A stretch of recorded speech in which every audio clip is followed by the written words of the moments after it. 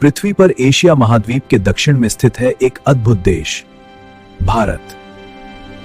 Bharat Asia के दक्षिणी भाग में स्थित है और क्षेत्रफल के अनुसार दुनिया का 7वां सबसे बड़ा देश है। भारत का भौगोलिक क्षेत्रफल लगभग 32 लाख वर्ग किलोमीटर है। भारत उत्तरी गोलार्ध में स्थित है और कर्क रेखा इसके लगभग बीच से गुजरती है। कर्क रेखा भारत को 2 जलवायु क्षेत्रों में बांटती है, उष्णकटिबंधीय और उपोष्णकटिबंधीय। भारत के उत्तर में विश्व की सबसे ऊंची पर्वत श्रृंखला हिमालय स्थित है। हिमालय भारत को ठंडी हवाओं से बचाता है और जलवायु को संतुलित रखता है। यहीं से निकलती हैं गंगा, ब्रह्मपुत्र और सिंधु जैसी महान नदियां। भारत का दक्षिणी भाग एक विशाल प्रायद्वीप है जो 3 ओर से समुद्र से घिरा है।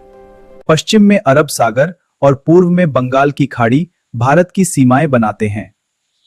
दक्षिण में विशाल हिंद महासागर भारत को वैश्विक समुद्री मार्गों से जोड़ता है।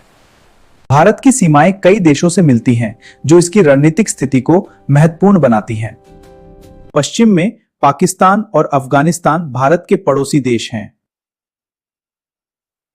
उत्तर में चीन, नेपाल और भूटान स्थित हैं।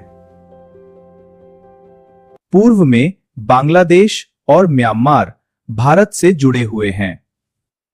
भारत का उत्तरी मैदान दुनिया के सबसे उपजाऊ क्षेत्रों में से एक है।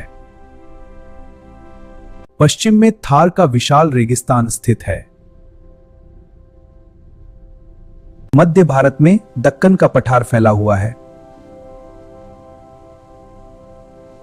पश्चिमी और पूर्वी घाट पर्वत श्रृंखलाएं भारत की जैव विविधता को समृद्ध बनाती हैं। इन क्षेत्रों में अनगिनत दुर्लभ पौधे और जीव पाए जाते हैं। भारत की जलवायु मानसून से प्रभावित होती है।